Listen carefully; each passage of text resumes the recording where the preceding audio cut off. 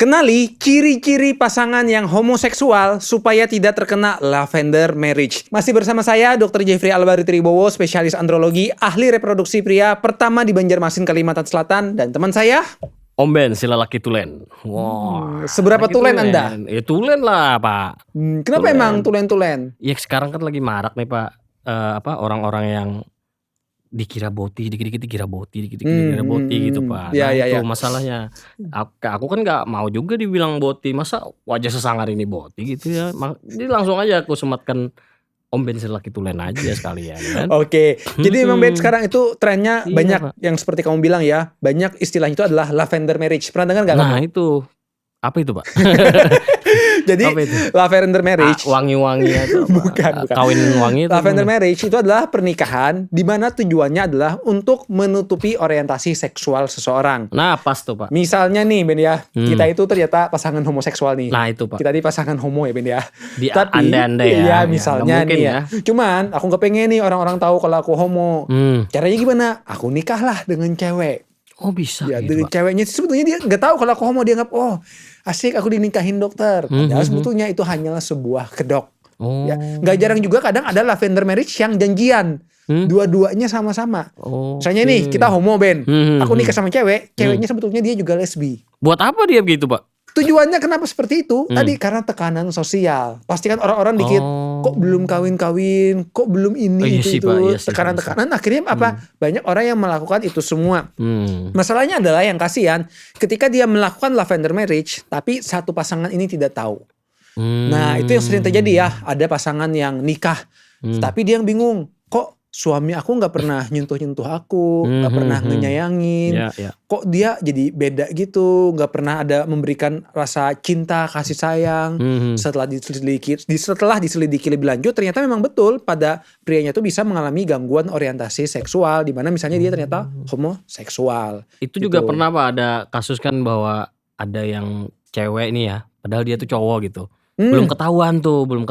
Terus pas berapa kali pokoknya kalau mau berhubungan dimatiin Ya, lampu ya, gitu-gitu. tahu. Nah itu apa itu lavender marriage tuh Pak? Ya aku pernah baca juga berita ya. Jadi ada konteksnya beritanya itu. dia tuh cowok, cuman dia nyamar jadi Nyamar cewek, jadi cewek, gitu ya. iya. Jadi kadang kalau berhubungan matiin lampu segala macam Iya. gitu ya. Nah, apakah itu konteksnya lavender marriage? Satu bisa jadi orang tersebut dia apa ya? Memang homoseksual gitu ya. Cuman dia menyamarkan dirinya sebagai seorang pria, dia ngakunya sebagai perempuan dan nggak ada yang tahu dengan itu. Jadi dia sampai ke dokumen apa-apanya ngakunya sebagai perempuan, karena kan kita tahu di Indonesia tuh tidak melegalkan pernikahan sesama jenis, Ya. gitu ya. Tapi dia pengen nikah sama laki-laki, jadinya dia memalsukan diri, dia pura-pura jadi perempuan segala macam. Walaupun aku agak bingung juga ya. Iya, itu kok lavender nggak riset terlebih dahulu gitu dengan pasangannya gitu ya. Kayaknya harus test drive juga ya, harus Iya, betul nah juga test ini drive. ya. Jadi banyak orang kan nganggap gini, biar nggak salah pilih pasangan maka sebaiknya test drive dulu Iya ya. kan bahaya kalau kayak tadi Pak kita. Iya Nah kan? itu. Jadi test drive, dalam arti test drive-nya apa? Maksudnya kamu Ya. nyupir mobil bareng apa gimana? Kalau semuanya serba ketutup kan, serba ketutup nih. Kita nggak tahu nih. Kita lihatnya cuma wah ini perempuan tulen nih. Nah, kalau semuanya kebuka kan bisa kelihatan nih. Atas keibuan, bawah kesebelasan, Pak. Bawa kesebelasan. Iya, kesebelasan, Pak. Pakai buru-buru kan. Ini apa nekel-nekel kaki orang kan. Ternyata waduh ini ternyata salah nih. Nah, makanya kita perlu test drive, Pak. Oke, nah itu paling nggak buka kakinya lah. Itu salah. Jadi itu banyak orang yang keliru ya. Banyak orang yang katanya sebelum nikah kita test drive dulu ya. Akhirnya apa yang sering jadi korban perempuan? Nanti aku dinikahin kok. Ternyata habis dia hubungan seksual ditinggalin gitu aja. Gak perlu sebetulnya untuk test drive ya. Kalau untuk sebelum menikah itu, saran saya yang paling penting itu adalah kita harus mengenali pasangan. Nanti jadinya kayak tadi, Pak. Ya enggak, makanya ini tipsnya satu, kita harus kenalin pasangan dulu lebih jauh. Jadi sebelum nikah saya sangat menyarankan ya kita harus berkenalan, beri waktu, jangan buru-buru dulu supaya kita bisa mengenali satu sama lain. Ingat menikah itu penentu kita masa depan. Kalau ini Pak, kita ada juga pengalaman nih Pak. Nih kan kita mau seserahan nih Pak. Seserahan itu apa betul Ben? Seserahan bahantaran namanya, kayak kawin sebelum mau kawin, menikah, mau menikah ngasih kayak apa ya? barang untuk hadiah untuk pasangan istri. Nah, aku nggak bisa nyetir tuh Pak. Nah, minta tolong sama teman, teman-teman nih ya. Terus ya kita kan sama satu keluarga nih dari satu mobil Pak. Terus sudahlah pulang kan. Terus paman ini nyeletuk nih. Tadi namanya siapa tuh? Ya, katanya yang supirnya itu. Yang supirnya ya namanya Kiki Pak. Nah Kiki paman. Terus oh iya ya, ini orangnya gini-gini ya, ini. Tahu nggak paman, dia itu cowok, dia itu cewek loh paman, kata gue bilang. Lah,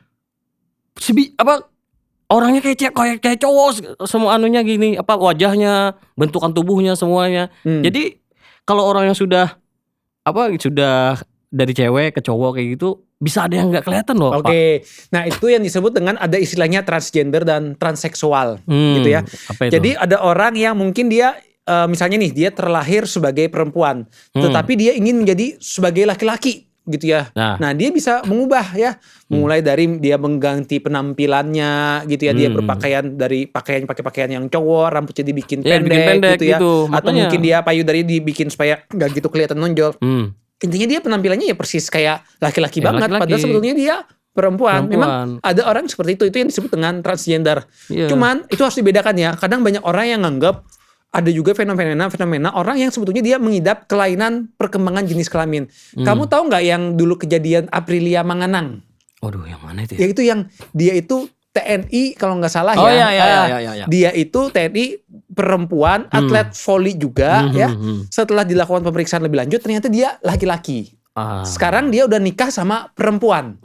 Ya. Nah, kenapa dia bisa seperti itu? Kalau dia memang betul ya, dari berita disebutkan dia itu mengidap kelainan pembentukan jenis kelamin. Jadi sebetulnya dia laki-laki tulen. Cuman waktu dia mungkin dilahirkan, orang tuanya ngelihat, oh penisnya kok kayaknya kecil, kok kencingnya di bawah, berarti ini dia perempuan. Dibesarkanlah dia sebagai seorang perempuan sampai dia dewasa, dia sekolah, bekerja, dianggap sebagai perempuan. Tapi dia enak nggak tuh Bang? Maksudnya dia sendiri rasa nggak enak sebetulnya. Cuman kan udah terbiasa dibesarkan sebagai perempuan terus, ya dia ngikutin aja. Setelah dilakukan pemeriksaan lebih lanjut, ditemukanlah kalau betul dia itu adalah laki-laki ternyata. Nah itu bukan transgender, itu memang karena tadi dia kesalahan. Dianggap aja. Kesalahan dalam mempersepsikan jenis kelaminnya ketika lahir. Makanya saran aku ya untuk orang tua sekalian, kalau misalnya nih punya anak lahir, kita agak ragu dengan jenis kelaminnya. Ini penis atau klitoris ya? Kencingnya kok agak ke bawah gini ya? Saran saya jangan buru-buru ditegakkan kalau dia laki-laki atau perempuan. Perlu ada pemeriksaan lebih lanjut dulu, dari periksa genetiknya di darah. Gennya ini apa nih, laki-laki perempuan? Hormonnya seperti apa? Karena tadi salah-salah justru malah nanti mengganggu masa depan anak tersebut. Bisa kejadian kayak gitu Pak? Bisa, itu beberapa kali ketemu gitu ya. Sama juga ada tuh atlet SEA Games seperti itu juga Ben. Ini beberapa kali di luar negeri juga ada atlet Olimpik gitu ya. Dia sebetulnya laki-laki tapi dibesarkan perempuan. Terus jadi ikut atlet cabang olahraga perempuan. Pak ya? Beberapa kali ada kasus seperti itu. Makanya saran aku sih kita nggak boleh sembarangan. Nah berbeda dengan transgender, orang transgender betulan dia itu adalah perempuan, cuman dia pengen berubah menjadi laki-laki. Gitu. Emang tapi kelihatan sih Pak kalau transgender kan. Tapi ada juga yang nggak kelihatan ya Ben ya pada sebagian orang ya. Makanya tadi. Nah, tergantung. Ada juga pada orang-orang yang selain dia transgender, dia namanya transseksual. Transseksual itu dia udah melakukan tindakan lebih lanjut. Ada yang misalnya dengan suntik hormon. Oh, aku perempuan pengen jadi laki-laki, suntik hormon. Ada yang sampai dengan operasi gitu ya. Jadi dioperasi payudaranya dibuang, dibikin penis buatan. Ada yang seperti itu udah jadi lebih lanjut. Nah, ketika udah transseksual kadang lebih sulit lagi dibedakan karena mirip banget dengan laki-laki. Makanya Pak tadi Pak, paman aku aja sampai kaget kan, ternyata itu cewek gitu. Aduh, itulah ya. Iya, nah itu tadi. Jadi memang ya kalau kita berbicara jenis kelamin itu merupakan sebuah aspek yang cukup luas banget ya. Nggak usah lebih jauh tentang masalah jenis kelamin deh, tentang orientasi seksual ya. Kita taunya kan orientasi seksual itu ada yang namanya heteroseksual. Itu artinya yang laki-laki suka perempuan, perempuan suka laki-laki. Tapi ada pula yang namanya homoseksual. Waduh. Homoseksual itu artinya suka sesama jenis, laki-laki suka laki-laki atau perempuan suka perempuan gitu ya. Tetapi ternyata selain heteroseksual dan homoseksual juga ada yang namanya biseksual. Apalagi itu Pak? Kalau biseksual itu dia bisa suka laki-laki, suka perempuan juga. Tahu nggak contohnya siapa? Ada salah satu artis terkenal yang dia itu biseksual dan mengaku. Siapa Pak? Love of my life. Iya betul. Siapa tuh? Betul. Freddie Mercury. Kamu udah nonton belum filmnya Bohemian Rhapsody? Pernah nonton Pak. Nonton kan? Sudah nonton. Dia kan di awal kan membuat lagu Love of My Life itu kan ya, untuk buat pacarnya si yang ceweknya itu kan. Dia di tengah betul. jalan akhirnya dia berkenalan dengan cowok dan akhirnya dia dengan cowoknya itu terus gitu ya. Berarti bisa berubah ya Pak ya orientasi orang. Nah kalau biseksual dia jadi suka laki-laki dan perempuan bisa keduanya. Dan memang betul orientasi seksual itu ada teori yang menyebutkan dia itu sifatnya fluid seperti cairan bisa berubah. Ya. Nah berarti penyebabnya itu apa sih Pak? Kira-kira penyebabnya orang bisa jadi berubah, bisa jadi homoseksual, apalah itulah. Ini sebetulnya hal yang cukup kompleks ya. Ada banyak faktor banget yang menyebabkan bagaimana sih orientasi seksual ya. Pertama ada teori yang menyebutkan ada faktor genetik juga nih dari keturunan dan juga dari hormon dia sejak awal lahir. Jangan-jangan waktu di janin dia memang ada hormon tertentu yang dominan sehingga dia membuat sukanya ketertarikan dengan sesama jenis. Ada yang bilang seperti itu. Terus ada juga faktor lain seperti misalnya faktor dari lingkungan dan didikan gitu. Contoh sederhananya Ben ya, di lingkungan penjara Ben, karena dia itu sesama laki-laki semua, ada loh beberapa orang yang dia itu menjadi homoseksual sementara di dalam penjara. Oh karena buat gairahnya aja kayaknya. Betul. Ketika keluar dia kembali lagi menjadi heteroseksual. Jadi nggak bertutup kemungkinan ada faktor lingkungan itu. Nah ini yang sering menjadi kekhawatiran Ben. Jadi kamu tahu nggak Ben? Netflix beberapa minggu yang lalu itu sedang di-cancel, ditolak oleh orang-orang. Banyak yang berhenti berlangganan. Gitu ya? Nah, kamu tahu nggak? Di Twitter itu ya salah satu yang vokal menyuarakan itu Elon Musk, pendiri Twitter alias X ya. Kenapa dia menyuarakan ayo boykot Netflix? Karena di Netflix itu ada tayangan-tayangan yang ditujukan untuk anak-anak film kartun, tetapi sudah mengenalkan konsep tentang masalah transgender, ya, tentang homoseksual. Oh itu bisa mengaruh Pak? Ya karena dia tadi untuk meminimalisir agenda-agenda yang homoseksual ini ke anak-anak, dia nggak pengen seperti itu. Ya maksudnya dari anak-anak bisa terpengaruh. Iya, faktor lingkungan Ben. Aku ingat banget Ben ya, dulu waktu aku kecil, aku nonton film Robocop. Ya di TV ya, di RCTI. Sampai saat itu, aku sampai SD tuh pengen banget cita-cita jadi Robocop gara-gara nonton Robocop. Iya. Kamu ingat gak waktu kecil nonton Power Rangers, pengen jadi Power Rangers kan? Iya, pengen jadi Kamen Rider. Iya kan? Kita tuh mudah kepengaruh banget ketika anak kecil ya. Aku ingat dulu waktu kecil SD tuh nonton ada pemain musik, main gitar keren banget. Aku langsung belajar kursus gitar gitu ya. Kenapa? Kita anak kecil ya tadi mudah terpengaruh. Nah, hati-hati, ada pengalaman-pengalaman trauma masa kecil atau mungkin ada tayangan-tayangan tertentu yang bikin brainwash otak kita. Bukan nggak mungkin ada faktor tersebut. Makanya di luar negeri sebetulnya ya isu mengenai LGBT itu kan sangat di pro ya, mereka dukung. Tetapi dia banyak yang menolak dengan pengenalan hal ini ke anak-anak karena nganggap itu ya anak-anak gak sepantasnya untuk mengenal itu langsung duluan. Jadi ternyata hal ini juga menjadi problematik bahkan di luar negeri. Kamu sendiri kan juga sadar ya kalau anak-anakmu nih nonton tiba-tiba ada tayangan homoseksual, panik gak kamu? Ya panik sih Pak, tapi kan kita sering gak lihat, kira-kira dikira kan ya cuma kartun biasa, aman nah gitu. Itu yang terjadi di Netflix, Ben. Kartunya memang rating usia anak-anak. Dan itu ada beberapa film Ben yang memang dia udah mengenalkan tentang transgender, homoseksual pada anak-anak. Berarti kita harus hati-hati juga Pak. Betul, setuju banget. Meskipun kartun ya. Iya, nah itu tadi harus hati-hati terutama pada anak-anak. Bukan gak mungkin tadi faktor lingkungan. Karena ya kita kan memang tinggal di Indonesia. Kalau aku sih ya betul, di luar negeri LGBT itu dianggap bukan sebuah kelainan di luar negeri. Tapi kalau saya pribadi, karena saya tinggal di Indonesia dan saya kebetulan memeluk agama yang memang tidak merekomendasikan dengan perbuatan tersebut, ya saya nggak melakukan hal itu, tidak mendukung itu. Justru saya akan membantu loh kalau ada orang-orang misalnya dia homoseksual, tapi dia pengen supaya bisa kembali lagi, aku akan membantu dia, memberikan dia nasihat-nasihat, memeriksa apakah ada kelainan tubuhnya. Saya akan sangat membantu sekali dengan hal itu. Gitu ya. Dan aku bahkan ya Ben ya pernah juga nemuin kasus Ben, cerita ada pasien yang sebetulnya dia cerita dia udah nikah nih dengan wanita. Dia datang dengan saya dengan keluhan sulit ereksi. Sulit ereksinya ini sejak awal menikah sampai berbulan-bulan setelahnya. Saya gali lebih lanjut.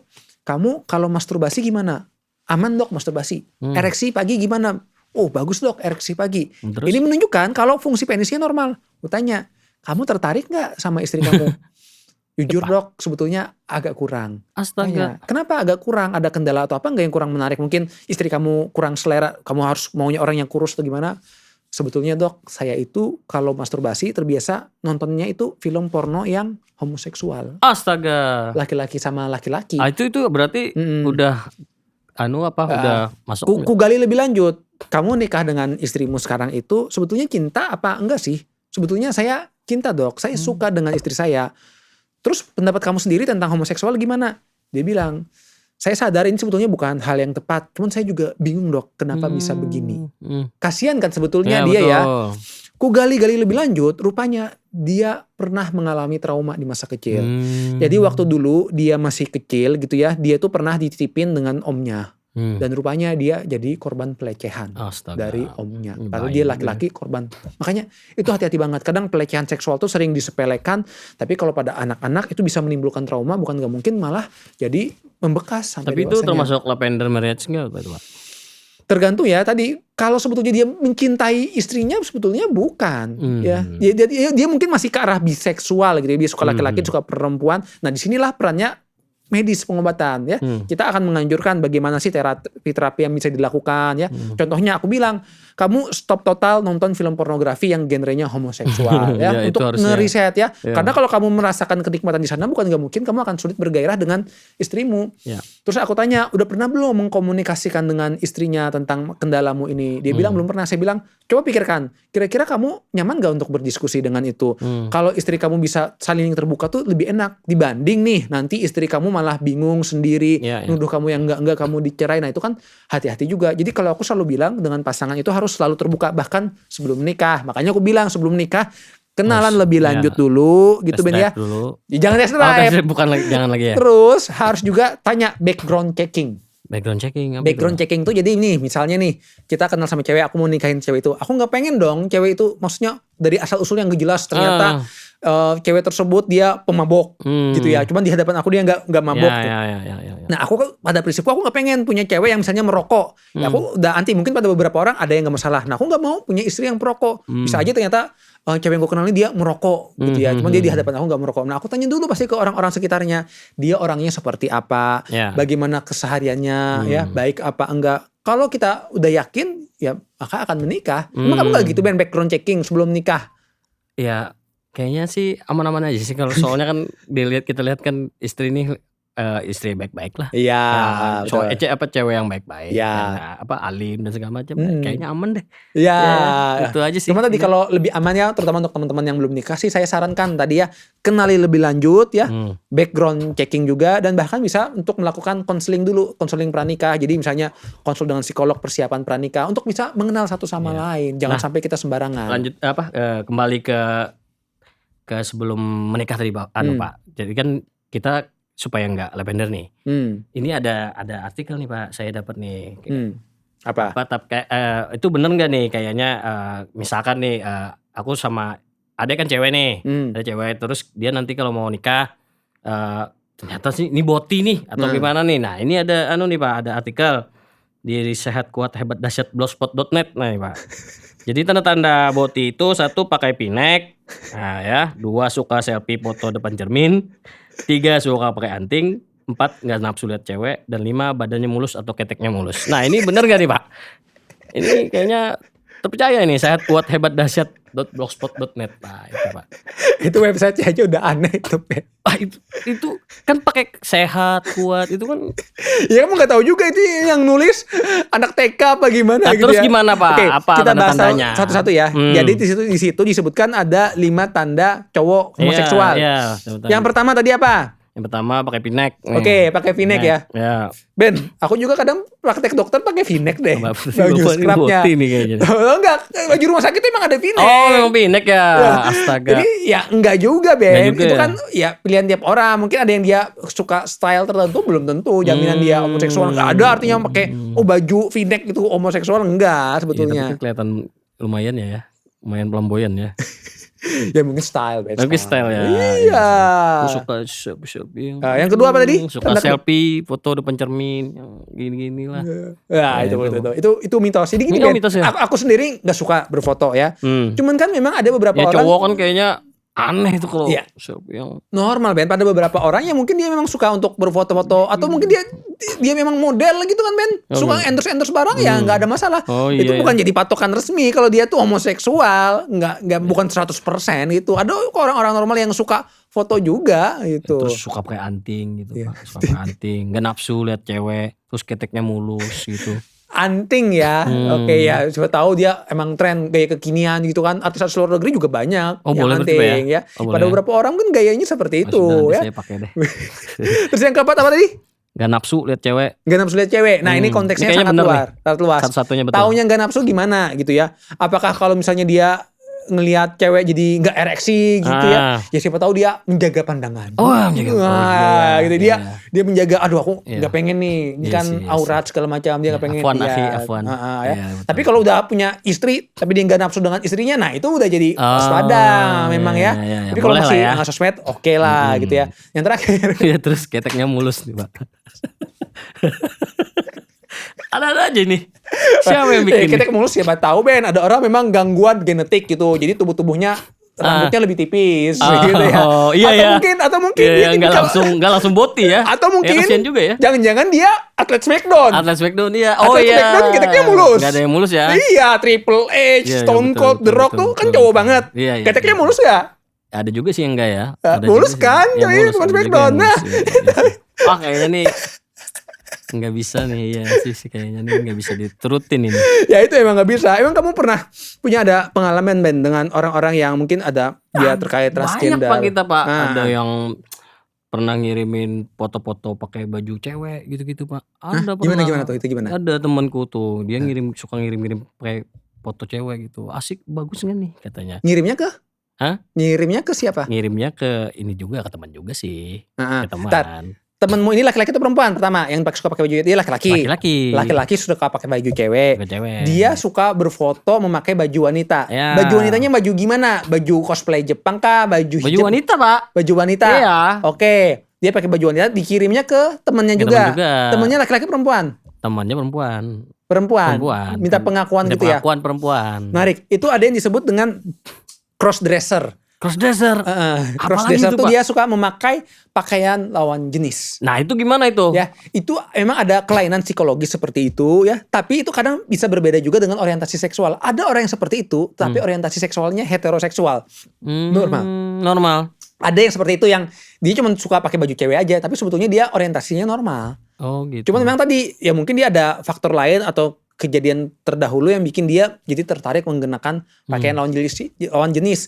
Ya mirip-mirip kayak fetish tertentu lah. Misalnya ada orang yang mungkin fetishnya dia suka misalnya BDSM gitu ya. Ada orang yang fetishnya misalnya tuh suka dengan hewan gitu ya. Itu aneh-aneh gitu ya. Nah itu aspek dari kelainan dari apa ya? Berarti masih masuk atau gimana itu? Masuk apanya? Maksudnya masih nggak apa-apa atau itu sudah masuk dalam? Kalau saran aku ya itu sebetulnya perlu untuk apa ya, penanganan juga, harus dicari tahu kenapa itu. Karena tadi kan takutnya nih nanti dia menikah malah timbul pasangannya bingung kok suami aku seperti ini gitu ya. Makanya kalau saran aku hal itu harus dievaluasi lebih lanjut juga. Jangan sampai nanti malah mengganggu dengan kesehariannya. Nah tadi juga ya kamu kan bahas juga tanda-tanda cowok homoseksual ya. Jadi aku tuh bahkan Ben punya teman ya, dia itu tampilannya sumpah homoseksual banget. Kamu pasti kenal. Namanya itu kita sebut aja ya nggak apa-apa. Namanya itu si Tegar. Ya, Tegar Gunawan. Tahu. Dia itu Ben rambutnya gondrong kan? Rambutnya gondrong. Terus dia tuh sukanya pakai anting-anting. Anting-anting. Itu pas. Fotonya itu hobinya foto dikirimin-kirimin. Foto dikirimin juga. Gitu kan. Kadang nggak pakai baju. Keteknya mulus juga Pak. Keteknya mulus juga tuh. Gak pernah lihat. Keteknya mulus dia. Jadi gayanya itu sangat homoseksual banget gitu ya. Tapi kan aku temenan udah lama sama dia ya.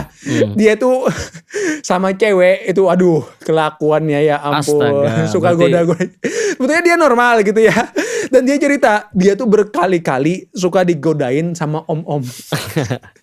Karena dia dicurigain homoseksual. Dia marah-marah itu aku sering digodain.